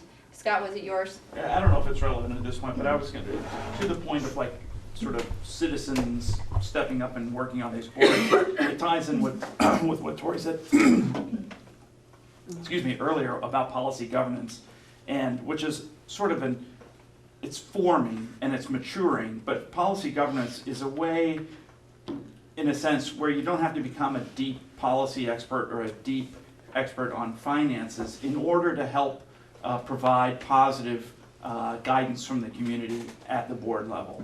And so while it needs work, and there is a committee underway forming a more comprehensive and mature body of policy governance, I think a lot of people may not even understand what that is really, but functionally it will enable at local boards as it is now technically, and even as it moves up to if we go into a consolidated board, it should help for citizen governance to work better over time. So you won't necessarily have to be able to dissect a budget like an auditor and still have the proper level of oversight. Okay, Mike has had his hand up for, oh, hold on, okay. Mike, is yours related to this, or can I ask Tiffany's question? Okay, may I ask Tiffany's first and then go to you? So Tiffany. I have a question about, and I don't know if this has anything to do with policy governance or not, but in terms of Act 46, will Act 46 change any of the prior consolidations stuff that has happened that hasn't worked out so well in terms of advocating for children and like special ed or the tech consolidations? Will Act 46 help to make that a little bit more user-friendly for school to school, or will all of those prior consolidations remain the same and work as they are now? I don't think the future of how we have consolidated some of those things is dependent upon Act 46. We already have a survey that we had some discussion about that actually today at our admin meeting, but we're in the midst of developing a survey to teachers to get some feedback on what has worked and what hasn't worked on those things that we've consolidated for a couple of reasons. One, so that we can improve things that need to be improved, but two, so that we can use those as opportunities to learn as we look to consolidate things in the future. Because I just wonder, I worry a little bit about it getting bigger, having less people to decide on a bigger, on many different schools, and how, again, the couple of votes from here and here, these two schools may agree and the others might not, but there might be more members from a bigger school, but it might work better in a smaller school. So I just worry about those kinds of things in terms of getting more schools with less people to vote. So to transition over to Mike, because he's been patiently waiting, but to let some people know if you don't. So I am on our Lincoln Community School Board, and because I am the chair of that, I am on the Supervisory Union School Board and the Executive Committee Board. And I will tell you that already we have one board making many very important decisions for our schools already, and they're made from representatives, mainly the chairs, of all of the current school boards. So the executive, if you haven't been to a carousel meeting, it's hard to imagine because you kind of have to see it to believe it. But we literally go through a whole executive meeting where you see in its entirety the exact same agenda as what we do down at our board levels. And we vote on things at the executive committee level. And most of those votes are in action for the supervisory union, which controls a large portion of the different things that we do right now as a 5-town unit and Mount Abe. And then most of the time, the school boards have different sections that they also have to approve under a current governance structure. But those small boards are not making a lot of sometimes the big decisions. It is actually this small executive committee, which the hilarious part to me is that committee is not voted on directly by who is on that committee, by the people of the towns. These small boards determine who is going to be chair by elections within their board after everybody's elected. And then automatically under our current system, that chair has to be on the supervisory union board, and that person is also on the executive committee board. So you have 2 steps removed already by who is on your executive committee boards making those decisions. And if you don't understand how our system, I just think that's an important thing to understand how our current system works if you're comparing them. So thank you for that point, and Mike, the floor is yours. So I think probably everybody knows I'm one of the 3 people who went to hundreds of meetings for the last year and a bit, and at the end of the day, decided that we were not supporting the unification plan as it's before the voters. Nancy Cornell and Herb Olson and myself. And it didn't come easy for me. I think I am not, the point that Rebecca just made, I am not a proponent of the status quo. We have problems with our current governance structure. And there are things, there are positives in my mind to the proposal that's before us. There are some things that are steps forward. But when I think your question about sort of what's the impact day to day for the kids, nobody actually said it, but I think the answer is not much. Because of the way decisions are made around education and the role of the principal. This is less about immediately what happens in our schools. This is more about the interaction between our schools and their communities. And it's on those levels that I ended up feeling like the benefits didn't warrant the negatives. That's where I landed, that the loss of the connection that the community has, it's not just a metaphor that we in this town own the Lincoln School and have an interest and not only a financial but a commitment to its future. And I don't say that because I care more about the Lincoln School than I do about the Robinson School. I know that there's a set of people at a similar meeting tonight having the same conversation about their concern about ownership of the Robinson School, and have at it. That's Robinson School's a great school with a great community wrapped around it. I just have a great deal of fear about what it means to lose. I feel so good about the set of people who are getting together every 2 weeks? Month. Sorry. And to think about what's going on in our school, what's going on between our school and our community, and how do we make it better. And they might feel upset or bummed that more of us don't come to their meetings, but guess what? They are emissaries in our community at the ball field, at the grocery store, at the wherever, and people know who they are, and people have access to them. And so I end up feeling like the loss of democracy is too great for the benefits that this gains us. So, and democracy, a lot of this conversation is about efficiency, and how do we improve efficiency and decision making. And anybody who's spent any time in democracy knows that it's not designed to be efficient. It has different purposes. It is about getting people involved and getting more people access to decision makers. And so I feel a great concern about the change from 35 board members spread throughout our 5 towns to 13. I think that's a tremendous change. And I think Sally said something that was said once at a board meeting a study committee meeting a long time ago.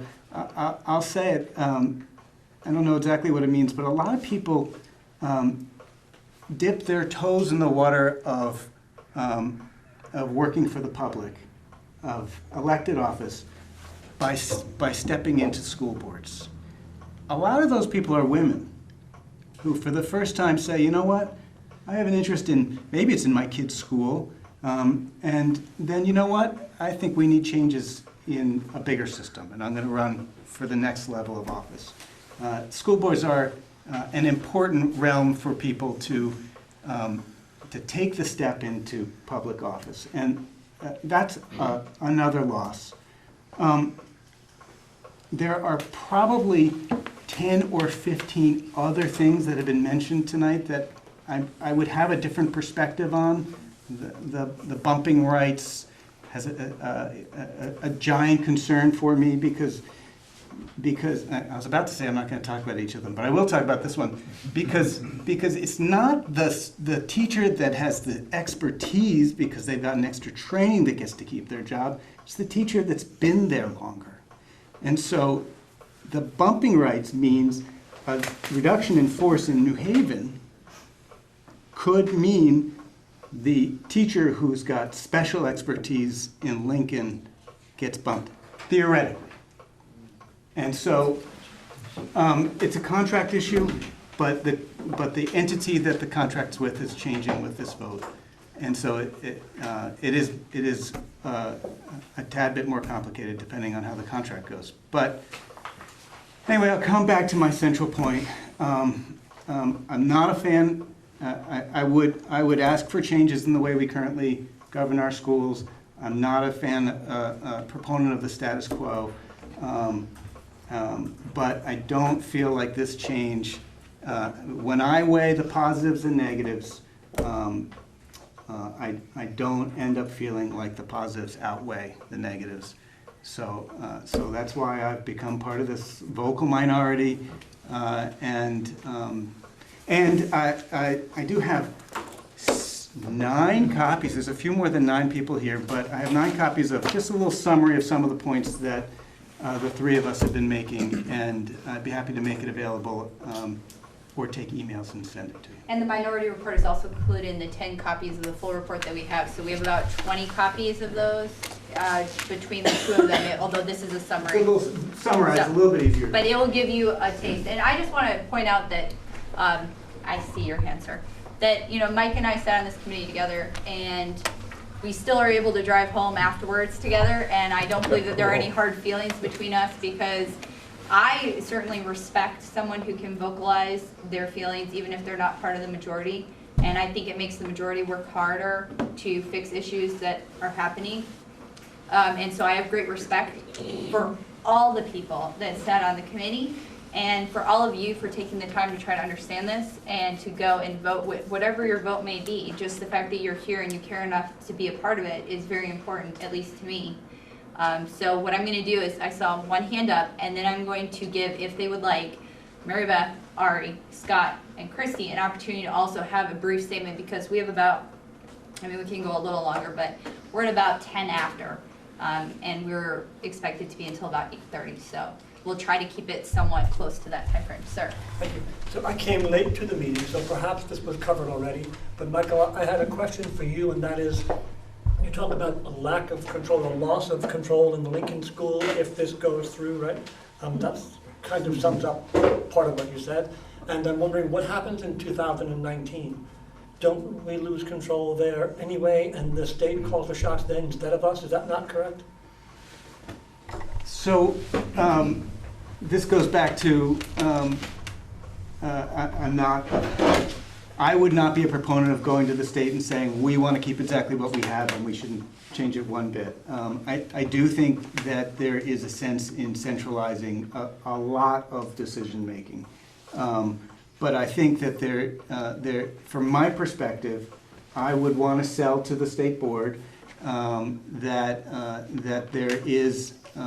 there should be, not just that this unified board may have a PTA, I think we call it a council. Advisory council.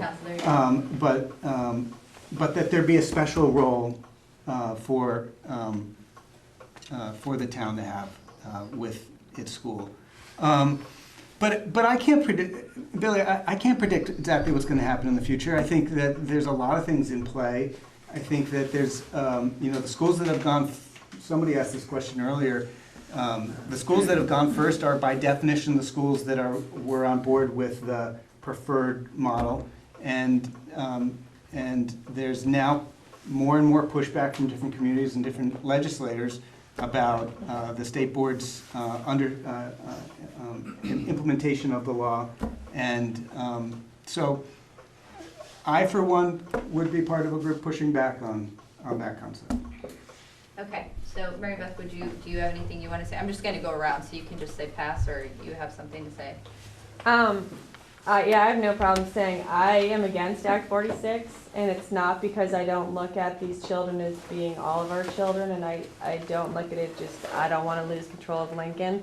I personally think the act is extremely flawed, and I, in good conscience, don't think that just going with it, even though I don't agree with it, is the way to go, just because people have done a lot of work on this. I actually think it doesn't go far enough in terms of equity beyond our 5 towns. I don't see how it makes us equitable. I also hate speaking out loud, so my voice is going to shake a lot, and I'm going to sound really nervous. That's news. Hypothetically, in front of more she does a great job. In more than in front of 5 people. Right. You know, I don't see how it makes us equitable, for example, with Heinsberg or Burlington or South Burlington.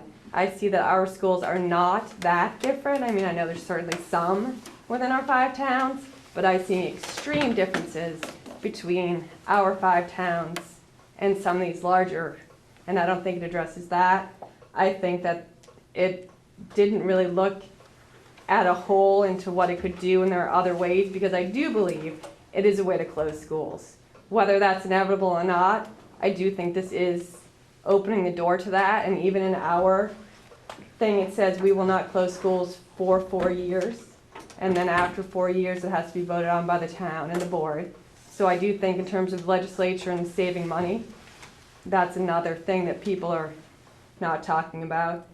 I do think that I have served on our school board, the SU board, and the executive committee, and although there are flaws in that, the executive committee does have one person from each board, which makes it a little more equitable, equal, fair, I don't know the word, but which is a little different than this board being set up, and that things actually do get done at that level with 5 people that I think would be kind of a nightmare with 13 people, because sitting on the SU board, which is made up of a large number of people, is one of the most inefficient things I've ever done. And so a 13-member board, to me, I did not run because I want no part of that. I just don't think that's the right model either. So I have many reasons why, and I could keep going on, but I won't.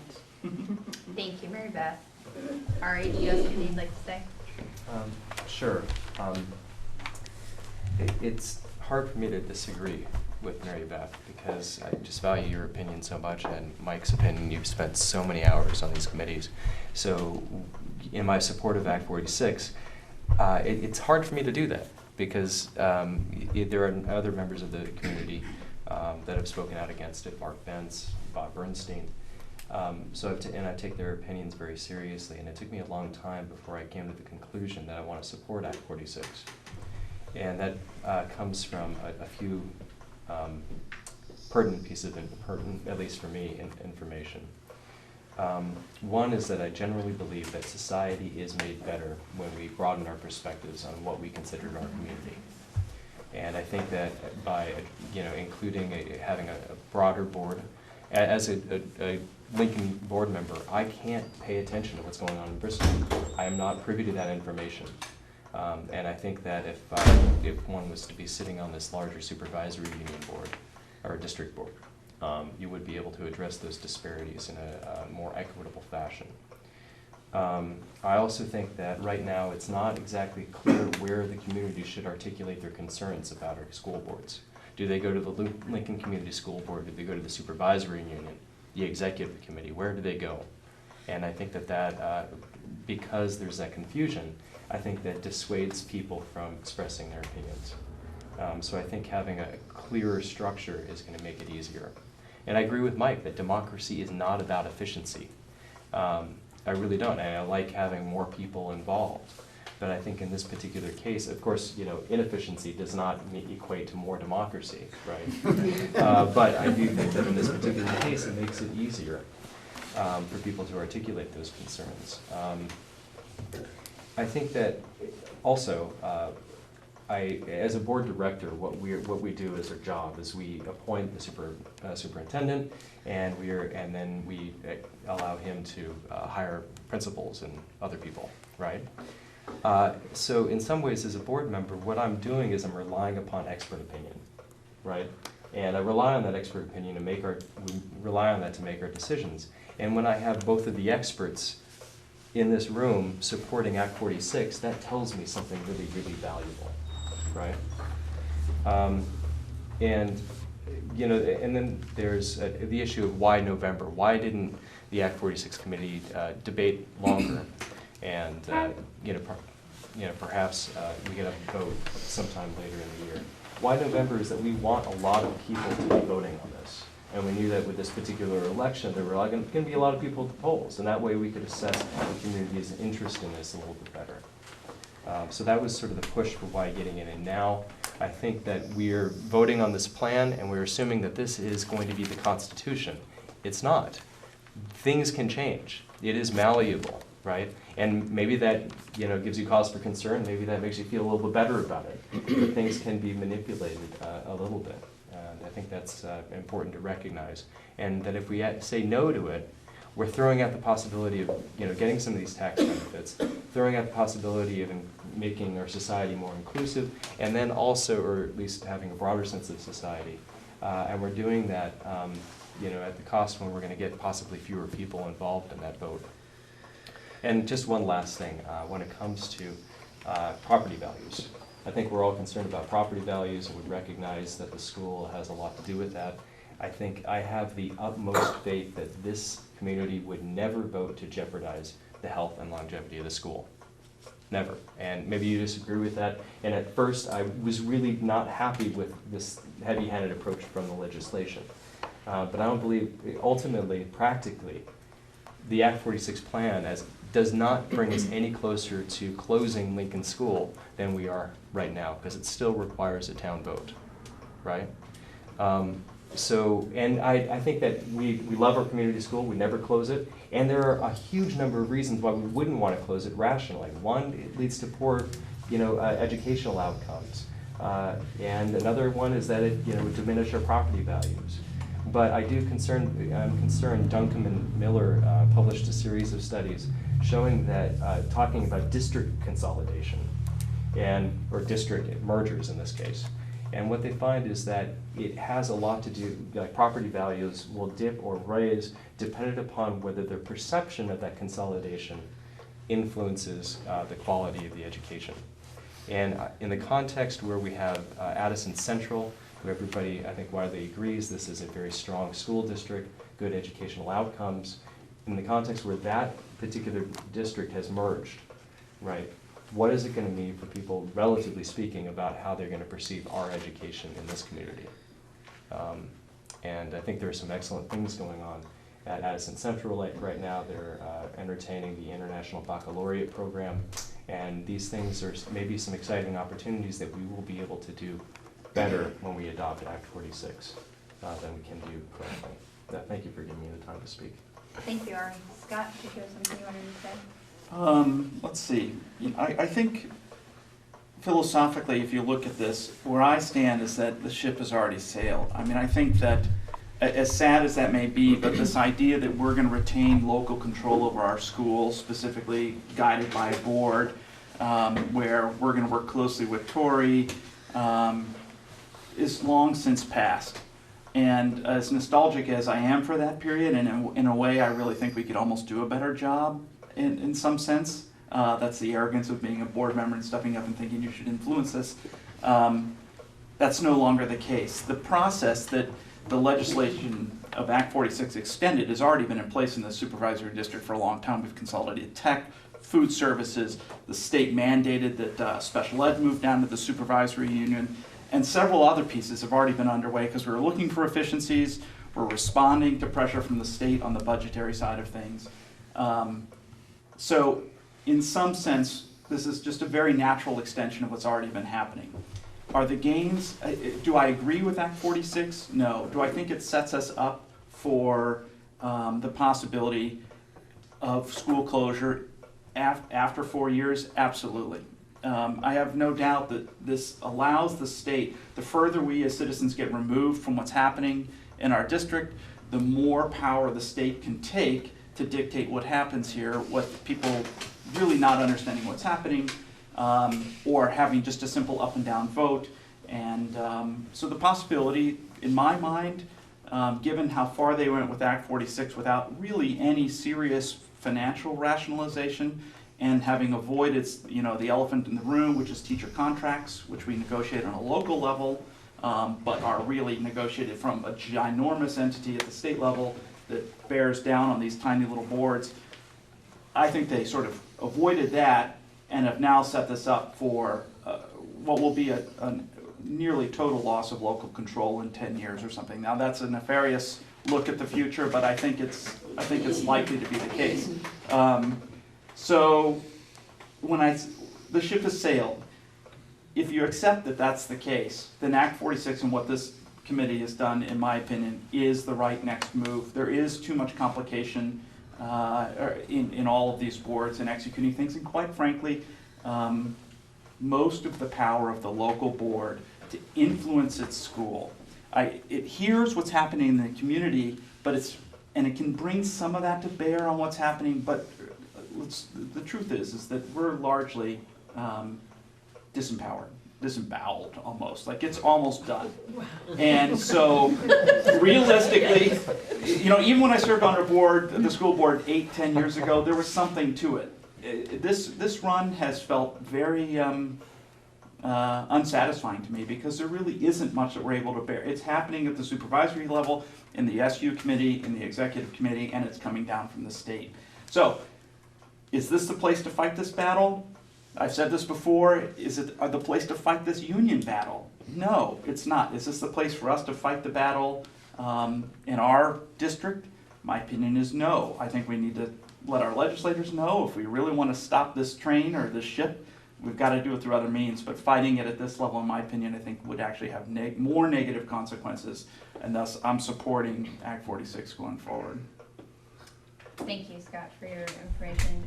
Christy, would you like to say a few words? And by no means did we do this in any order. This was completely random, so I don't want you to think that there's any reason why Christy is last or Mary Beth is first or anything else. So we've tried to be random. Probably the end of the alphabet. Saving the best for last. First of all, I thank everybody for coming out tonight. It's you've had really good questions. I think you have had them all along. I was lucky enough to go to several of the committee meetings because our people couldn't attend them, so it was interesting to see how that worked and how the compromises came around. I wasn't there for a lot of them, but I hope that your questions were kind of answered by this, but it seems that there are a lot of questions still, and so it makes you kind of think, well, maybe it's too soon, maybe we need more answers. But as far as I understand, the legislature is already looking at tweaking this. So there's going to be changes down the line to make it work better, I think. That's just what I'm hoping anyway. Another answer to one of the questions is, we didn't come out and say that each of there's 4 towns that have 2 members each on this board of 13. Bristol has 5. So it's not like we get 1 and everybody else gets more. We're the same as many of the smaller towns. And it wasn't that long ago that we only had a 3-member board in Lincoln. So it's not as big a change except that we're going up there. So. And the last thing I wanted to say is that I agree with and answer Dan's question that I think that our school will maintain its uniqueness, I think. I've been in town for 45 years. And I've worked in the schools, and I've been on the board before this too. And this town's gonna keep the school going as it has, and I don't think I don't think we're gonna allow it to change. And if you keep coming out and supporting it for bake sales or sports games or whatever, I think that's what's going to keep it going. And I didn't tell you I'm voting, but oh well, there you go. I hope your questions were answered. So I hope that gave you at least a little bit more than what you came here tonight knowing about Act 46 and the upcoming vote.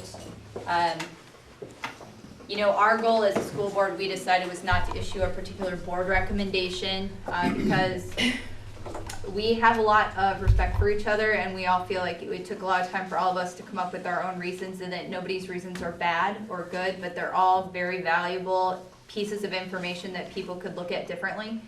And so, you know, I think that we're all available. If you still have questions between now and the election, we're happy to talk with you. I know that Tori is very articulate about this, so is Patrick, and all of us on the board. Our goal really is just to provide you with the information. We have great faith in our community, and we really enjoy being able to sit on the board as it is right now. And whatever happens, I know personally, I expect to support both the elementary school and Mount Abe and all of our other schools in the community for as long as I am lucky enough to live in this area. So unless there's another question, Jen? Yeah, I just have a question. It's just, and I've said this before at Front Forum. I feel like if your goal is to give us information, and if in fact the minority report is part of the Act 46 committee report now, that you should share that as a member of the on Front Porch Forum where more people. Oh, we did. We shared links all the way through. And if you Not missed to one the of them. minority report. Yes, it's been part of this actual full report the entire time, Jen. And I was actually there when we had a discussion as the Act 46 committee about whether or not to include it. And I strongly advocated, Mike was there as well, to include the minority report in the report that went out to all of our towns and all of our individuals. So I know Act 46 had a specific committee designed to trying to give information out to the community. I think that they've done the best job they can. I think sometimes it's hard as a person to always know where to look when you're not on the committee, but it literally is included in here. You're more than welcome to have it, and as I've said before, if you still need the information, I am happy to provide you a link. Mike, this is why I bring him everywhere with me. Who better than the man who authors it? So I look at it as a great plus to having him in Lincoln, that we always get to. I literally drag him around everywhere. I ask him to come to all the meetings that I could possibly make him come to. So that we always get his firsthand advice, because it's even better than the report. I think to have somebody respond and give you their viewpoint live. So I'm sorry if it felt that way, Jen, but it was not the intent of the Well, committee. all the information that was printed that was from the committee was the pro side, and if the minority report was as part of the link, I mean, again, if you just look at what's being easily digested, it was only the pro information, and it gave the impression to me as a community member that that's all, it was all pro that I the strongly board was. second that. So I agree with you. The actual committee's recommendation, though, is pro unification. That was the actual requirement of the committee, was to make a recommendation to the State Board of Education. So the actual at least two-thirds of the members of the Act 46 committee actually voted to approve the unification plan. And originally, and it was hotly debated, the original decision by the committee at the very beginning was that whatever the two-thirds majority voted or greater would be accepted by the whole board to promote compromise and a unified approach going forward. Because 3 members felt so strongly and took the time and effort to make such a comprehensive written report, once that was done, even though that was not the original intent and decision of the committee, the majority of the committee again felt it would be remiss not to provide that information to the public. So that's probably a little bit of the not continuity, is because the goal of the committee was not just to provide information. We did all the work in the committee. We were trying to provide the plan of what we had made as a committee decision. But it is available. Please, if you would like more information about it, come talk to somebody. We'll provide links. Thank you again for your time and effort of coming out and listening to all of our information. And we are here for you. Thank you, committee, and onward we press.